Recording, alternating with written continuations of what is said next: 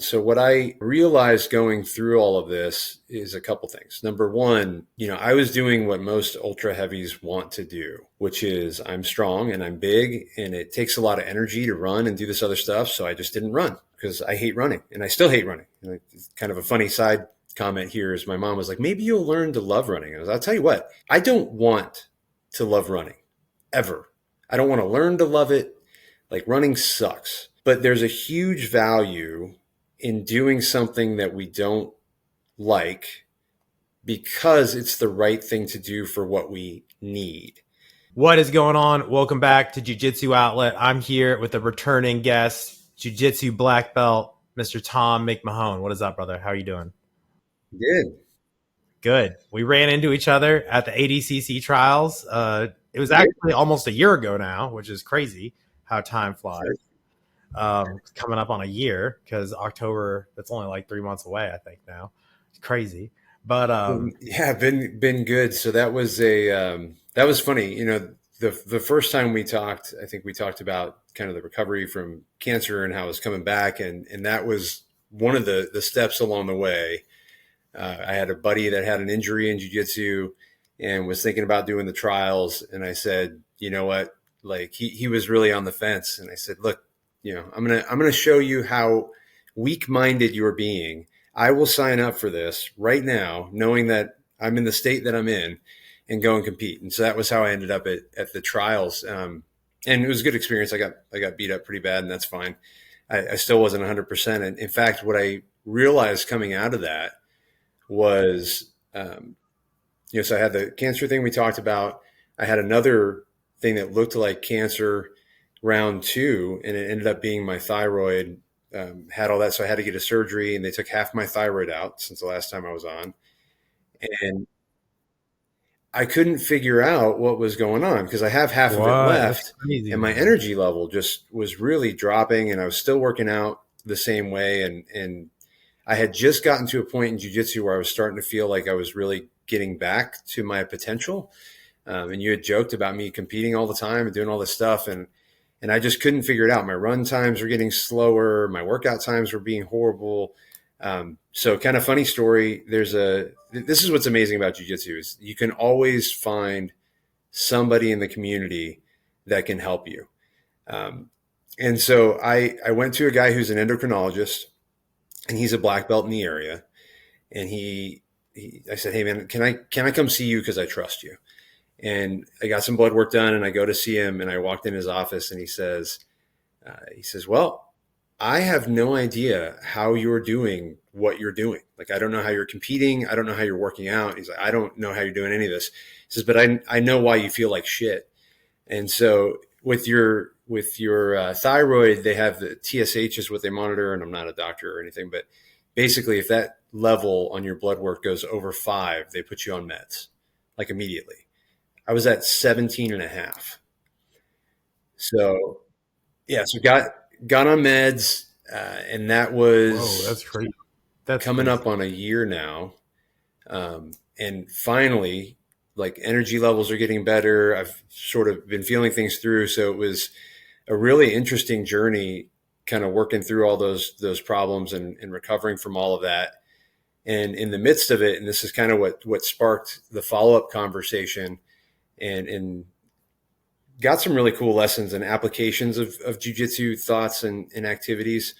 But in the midst of all that, right around December, I got a call from a buddy who's a major in the Army and said, hey, there's this 30K ruck that is for homeless veterans in Colorado.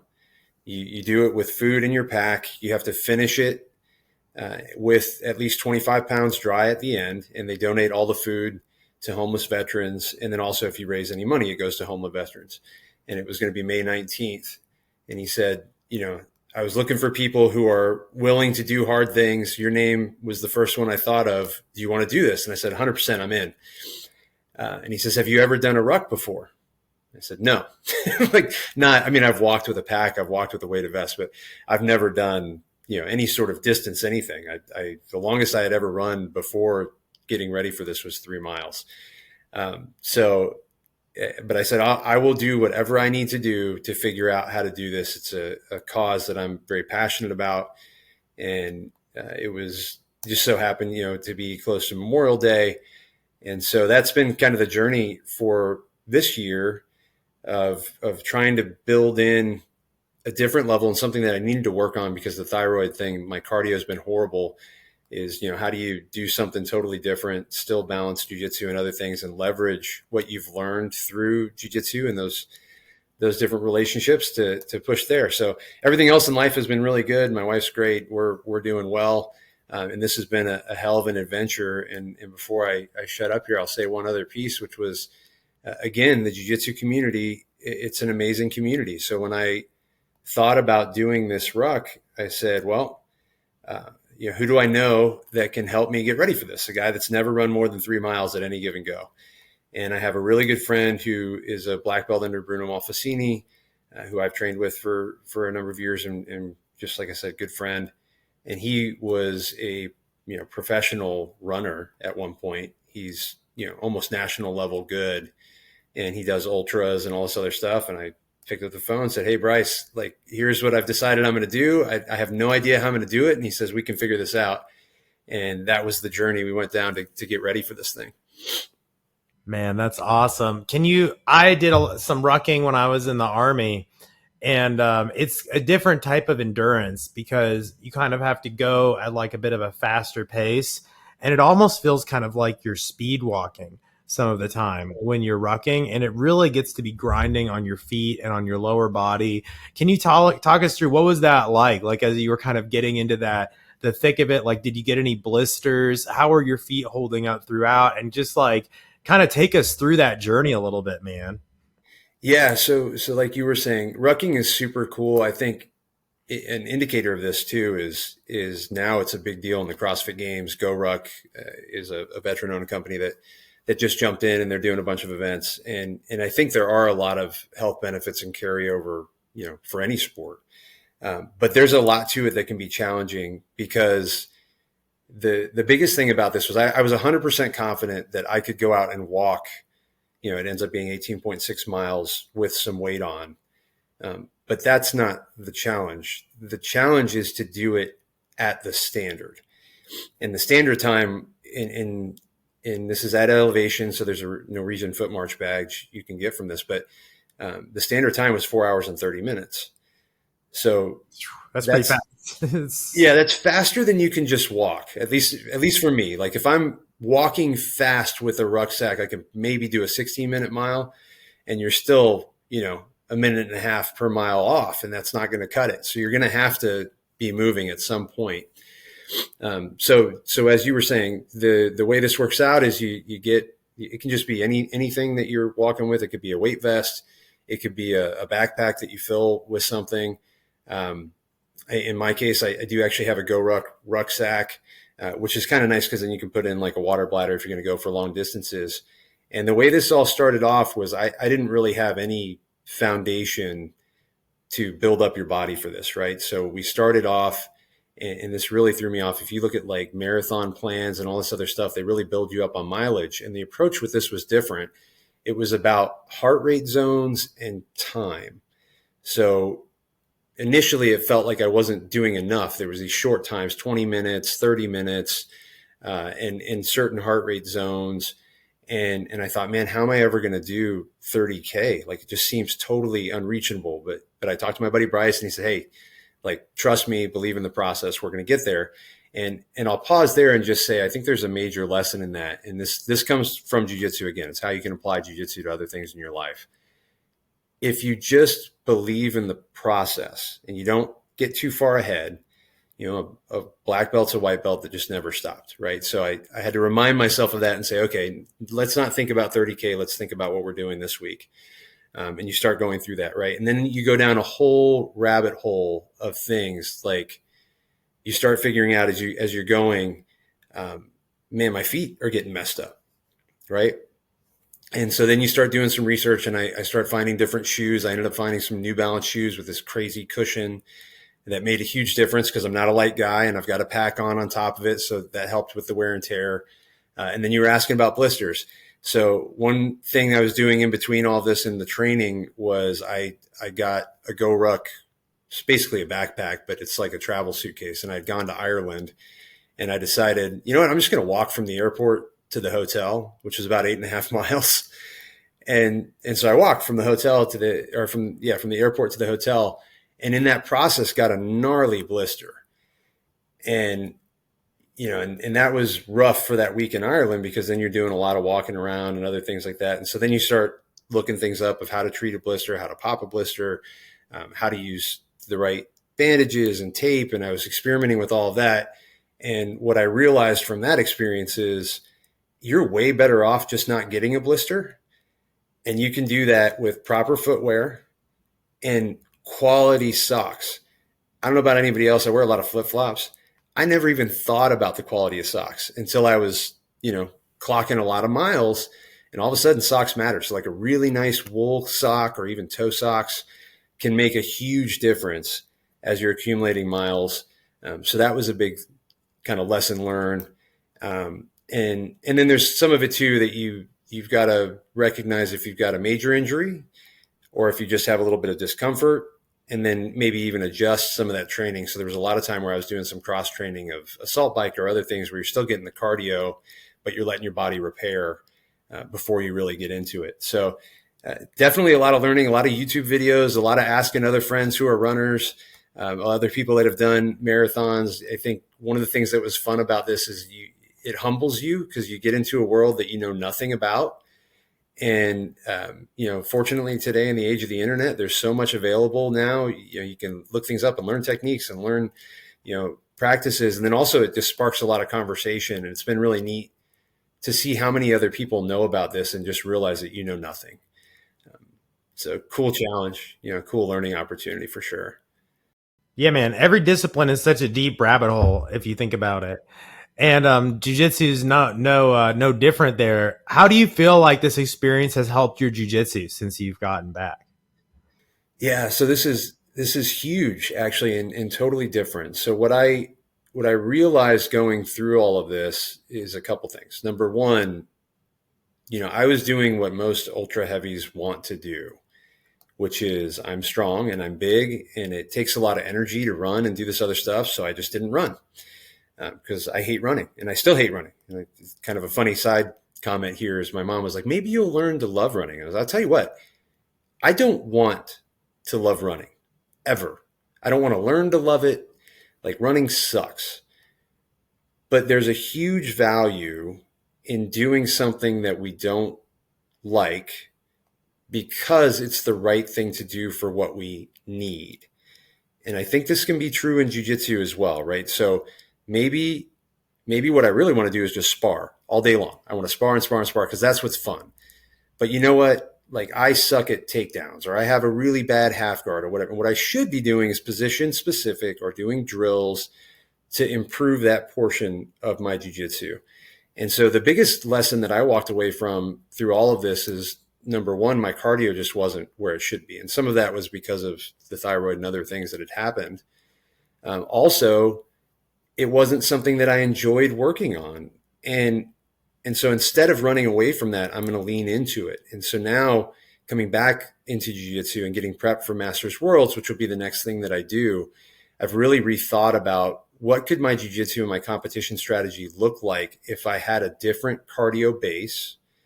And my plan is to take a lot of this and incorporate it back into my training program to prep for Masters Worlds, with a different focus on cardio. So instead of doing what all the big guys want to do and slap around big weights, and I'm still going to do my kettlebells, but I'm not going to swing just big, heavy kettlebells and only lift weights. Oh, I'm strong and I smashed someone at the gym today, so good. I'm going to make myself uncomfortable, and I'm going to do more cardio because I think it's going to have a really big benefit to my competition. And where I've noticed it already is before, I do 5, 6, 7, 8 rounds, and I would be really out of breath. And I could still do well in the round, but I was, it was difficult. And now, because I have a better cardio base, I'm rolling, and it's really not as taxing, and I can focus more on technique. And when I need to explode, I can. And I think there's a whole different level of competitiveness that I can unlock if I can stick to the discipline of doing this portion of my training that I don't want to do. Yeah. So to do this, did you train mostly just by doing like rucks, or did you do any running? You said you did some assault bike, but did you do like long runs or swimming? Like, can you walk us through like what did a week of training look like for you? Yeah. So the training was we built around kind of strength and jujitsu. So I kept 2 to 3 days a week of jujitsu, and had to build that all in. But really, what it boiled down to was usually it was about 2 to 3 days of running, or maybe one day of cross training in there. I would mix in like light strength, a lot of body weight stuff, pull ups, push ups, and squats, because I had kind of Murph in the back of my mind too. After this, you got to hit that for Memorial Day. And then the running was typically, it started out in the early phases about 20 minutes at a go, and we built it up to 30 and 45-minute runs. A lot of that was zone 2, with maybe one day a week you would do some intervals, but that was kind of a smaller portion of this because it was really meant for a long sustained effort. And then there would be 2 to 3 days of rucking in there. And the rucking piece, we kind of mixed it up. So early on, it was just a straight walk with some weight. As time went on, especially keeping the pace in mind, I wanted to make sure that I could do a 14-minute mile. So then the running, well, it's not really running. It's kind of a shuffle that you end up doing with the rucksack, right? So I'd throw on the rucksack and go out and just try to keep a pace. And the progress is what was the coolest part of this whole thing. So when I started with the ruck, my pace was, I think, somewhere in the like 14.5-minute mile was pushing it. And you're having to jog, and I was trying to watch my heart rate.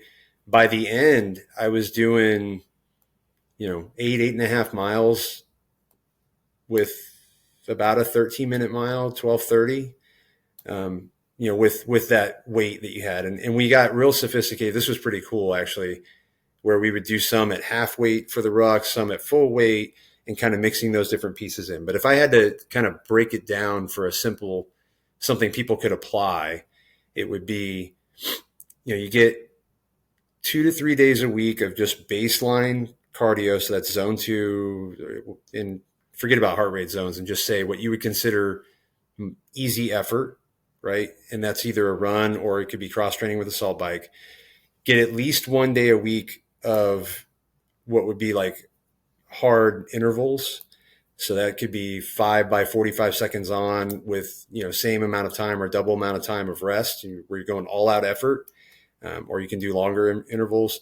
And then, I was doing about one day a week of a longer, like hour to 2 hours of ruck. And you can choose to do that on pace, or you can choose to just do that for time or at a comfortable level, depending on the state of your body and how banged up you are.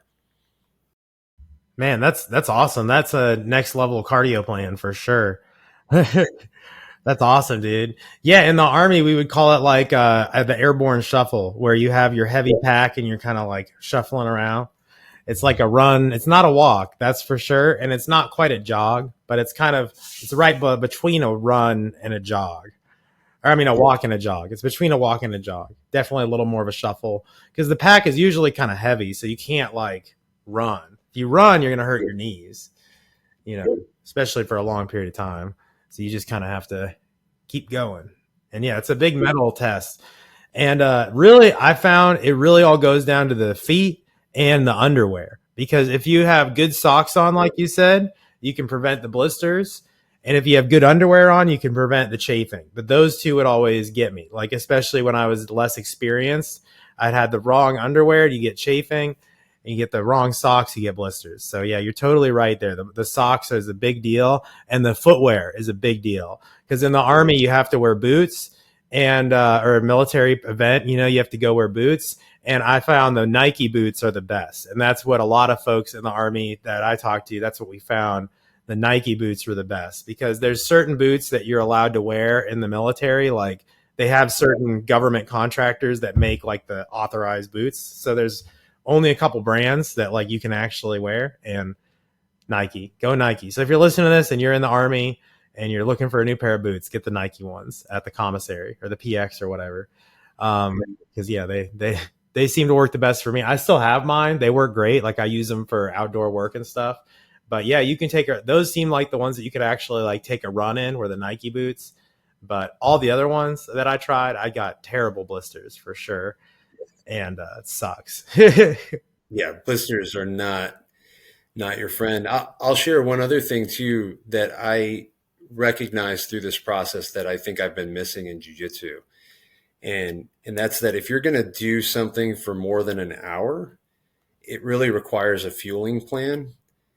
And I mean, if you're just going to walk, right, you could walk forever and you can burn fat and it's no big deal. But if you're trying to do some sort of a high output, and like you just said, it's not really a run, but it's not a walk. And if you do that for a sustained period of time with weight, like your heart rate's going to go up. You're doing a difficult output, and it has a high energy demand. And so I had to come up with kind of a fueling plan, which I had never done anything more than really an hour, hour and a half of working out. But I noticed in some of the tournaments that I've done that by the time I got to the open weight, I just felt like my energy level had dropped. And I realized through this process, I had one long ruck day where I went out and I did, it ended up being about 2 hours. And right at the 145 mark, I just hit the wall like bad. And my recovery was horrible. It took 2 days to get back to normal. And I realized I didn't fuel at all on the run. I basically just had some water. And I was thinking, man, I felt like this before at tournaments where, I feel good in my weight. And by match 2 or 3, I feel like garbage. And I never put 2 and 2 together. That some of it's because you're waiting so long and your heart rate's elevated because of the adrenaline. You have this other stuff going on. You're burning so much more than you think. And so by the time you start getting to that hour, hour and a half mark, you've burned through all your glycogen. And if you're not fueling up with something that works well for your tummy and that gives you the energy you need, you're really at a suboptimal output for a jiu-jitsu competition. And I know that's probably basic for most people, and it should be basic for a guy like me that's been competing for 18 years. But I will tell you, Paul, I think that I have been suboptimally fueling in jiu-jitsu competitions for my entire jiu-jitsu career. And so kind of taking this experience, I'm going to try something different at Masters Worlds of the right foods or maybe even gels, depending on kind of how the timing works out. But just to be real regimented about every 30 minutes, you take in a few calories just so that you're topped off throughout the day of the tournament. And I think that can have a huge difference in at least how I'll feel and probably how I recover too. Man, now you got me thinking because I just had a super fight like 2 days ago and it was only one match, but it was pretty intense match.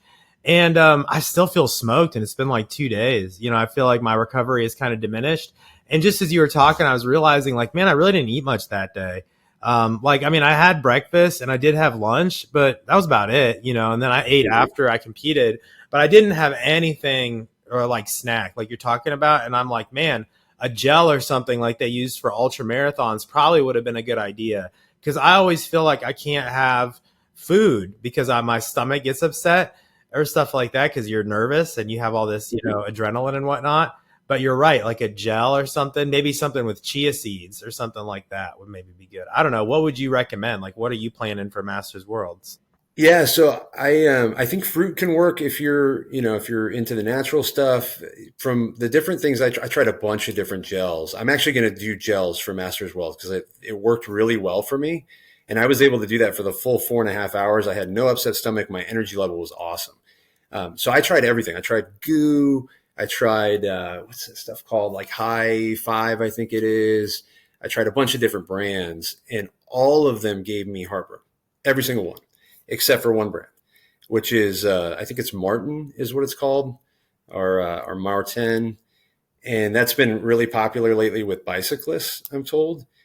That for me was money. I could take that. I didn't need a lot of water with it, and my stomach was good. The texture didn't bother me, and the energy was really sustained and good. You can get some of them too with a little bit of caffeine. You got to be careful with that so you're not using the restroom. But at least at a competition, you've got restrooms nearby. When you're on the ruck, you don't want to be stopping where you're going. But yeah, that's what I'm going to try is the Martin gels, and I may bring some fruit. But just like you're saying, I think I've made that same mistake. I felt like I couldn't eat for whatever reason. I'm just kind of silly. I'm ultra heavy. I don't have to worry about weight, but I just didn't want to throw off, my energy levels, and I didn't want to have a heavy stomach or whatever. And I think it's the wrong approach. So we'll try this out and see how it goes, but I really do think it'll help. Yeah, I feel like nutrition, you're right. It's like one of those things that people are kind of now figuring out. seems like judo kind of went that same direction too. It's like people are just now remembering that judo's a thing. And, we see these different trends, and a lot of it, I think, is just jiu-jitsu guys waking up to like the rest of the sporting world, realizing like, oh, wow, strength and conditioning is a thing. Nutrition's a thing. Maybe I should see what they're doing over in judo, given that it's one of the most popular grappling styles in the world, stuff like that, like crazy. We're just kind of waking up and getting out of our little stoner cave or whatever you want to call it. Yeah, I agree. I think, as you were saying, we're just starting to understand what other sports are doing. I'll share another key takeaway from this is I'm a natural athlete, right? And I think our sport, and we know this, has got a lot of people that are using acai and Jesus for that little extra boost, right? Yeah.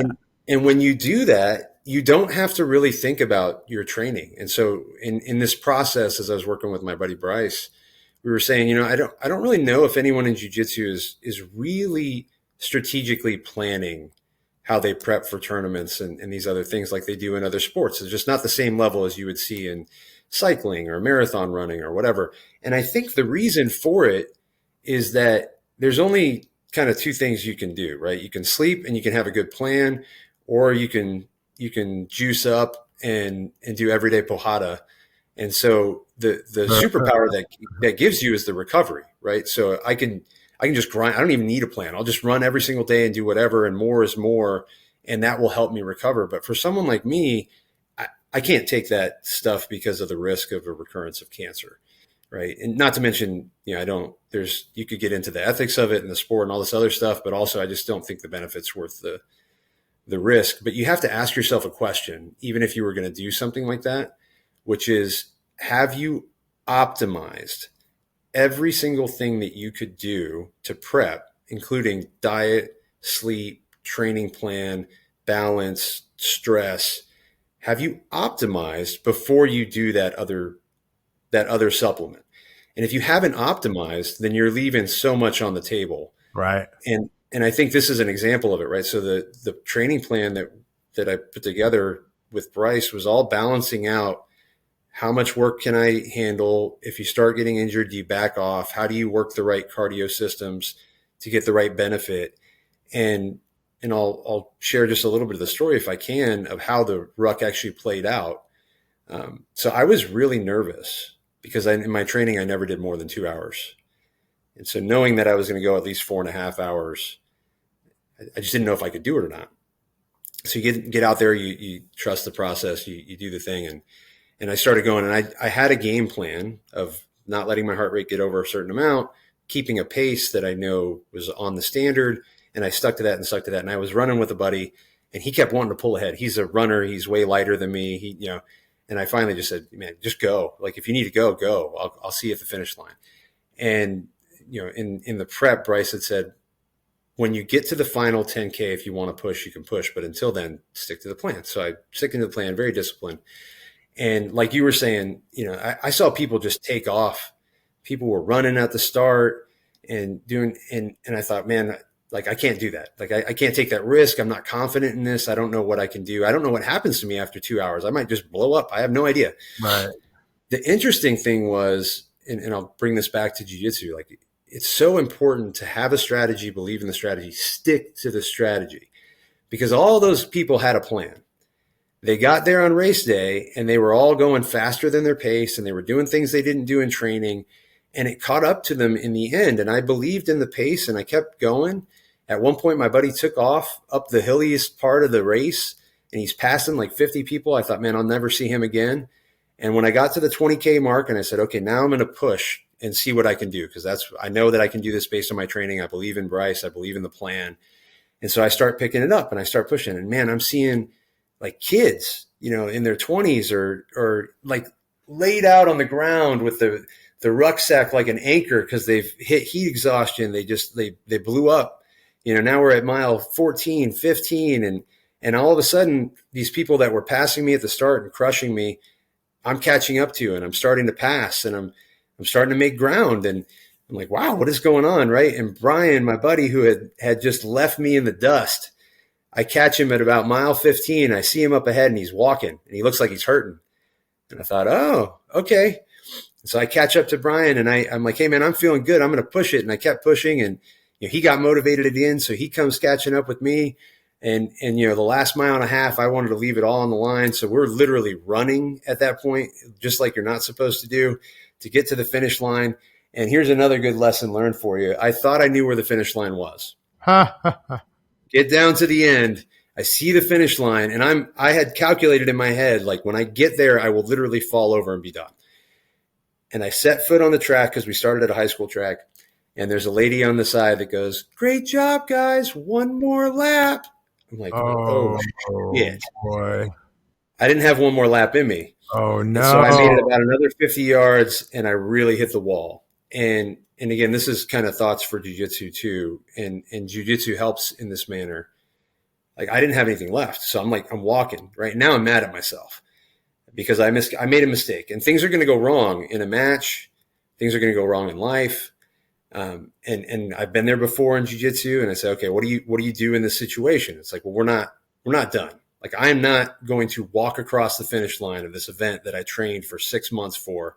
Like I'm finishing this race. Right. So I needed my body to recompose. I get to about 200 yards left in the race and now I'm starting to get better again. So I start jogging. I'm picking it up. Brian, being the nice guy that he is, never leave anybody behind. He stopped and waited for me.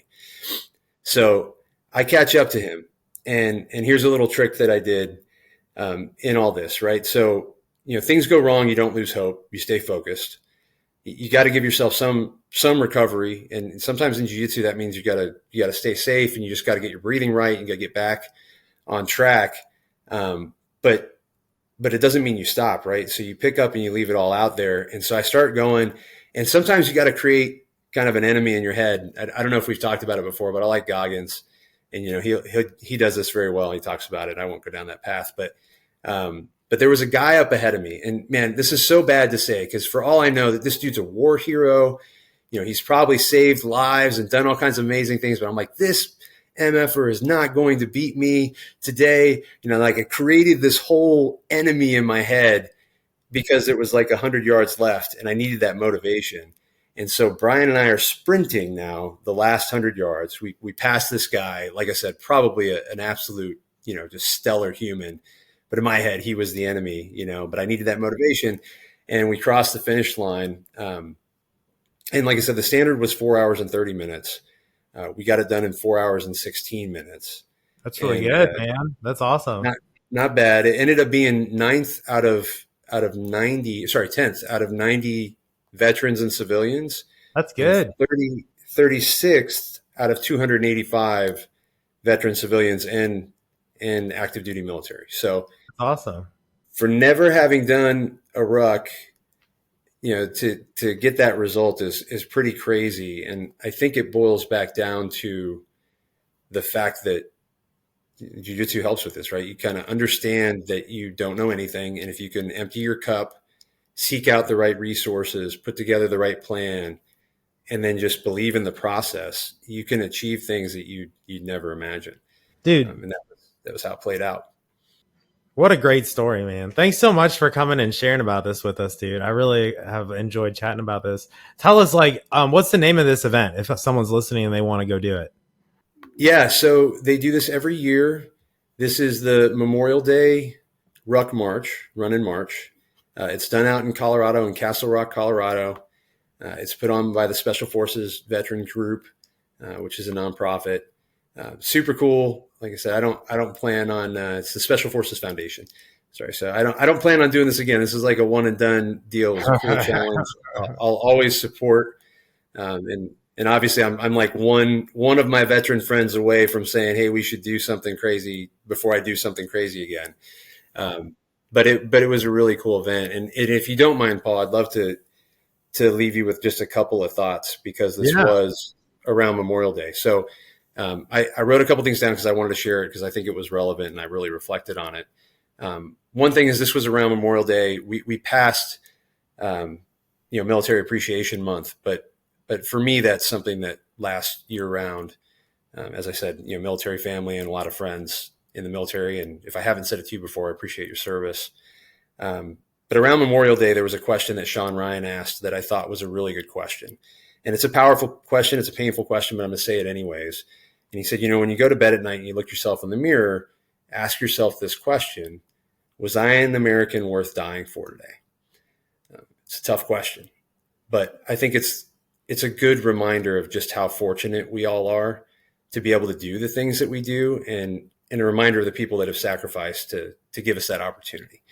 I know this is about jiu-jitsu, and I've kind of turned it into a little bit of a veteran talk, but I do think it comes over, and I'll make that switch to kind of the jiu-jitsu takeaways. One thing is this: winning without luck requires doing ordinary things for an extraordinary amount of time. So one of the biggest takeaways from this for me was that consistency was what got me through this, is just sticking to the plan and doing it. Jiu-jitsu is the exact same way. And that's a lesson that I think we sometimes need a reminder of when we go into jiu-jitsu, that just be consistent. You're going to get there eventually. But also that jiu-jitsu can help us with in life, because if we are consistent and we accomplish things in jiu-jitsu, the same thing applies to life. And kind of the last thing I wanted to share is just the approach to this was something that I think both works in jiu-jitsu and also helps me in life, that I've taken away from jiu-jitsu. So I think the reason I did relatively well, not just because of the resources and the plan and putting in the work, but it's because of the approach. And these are all lessons from jiu-jitsu. So there's types of hard work, right? One would be outthinking, so you can have a better strategy. And in the Ruck, I had a strategy and it worked. Same thing in jiu-jitsu, right? You can beat people that are better than you if you have a better strategy. There's another way of hard work. There's another type of hard work that's pure effort, right? You can just outwork your competition. And that's something that works. It could be time, it could be studying, it could be whatever it is, but you can outwork people. There's another type of hard work that's being opportunistic. So if there's a position to take advantage of, that change, take advantage of it. So if there's an opportunity where someone stumbles in a tournament or in a match, like, we've got to be ready to take advantage of that. And that's a type of hard work. I'll go back to this again, which is consistency. Do average things for longer than other people will do them, and you will be successful. And the last thing I would say is a type of hard work is focus. Is if we can stay focused and eliminate the distractions, we're going to be successful. And it's not always, there's ups and downs. Like you talked about, I got blisters. I got, weeks where I didn't recover right. I hit walls. I didn't hit what I wanted to, but if we just believe in the process, we're going to have good outcomes. Love it, man. Well, hey, I appreciate you coming back on the show, Tom. And if you're listening to this and you want to learn more about Tom, I'll put a link down to your Instagram down below. And I'll also link to the last time that you were on the show when we talked about your journey overcoming cancer and about mental health a bit more. But dude, I really appreciate you, Tom. And we'll have to have you back on sometime in the future. Thanks for coming back, dude. Yeah, thanks for having me. Always great.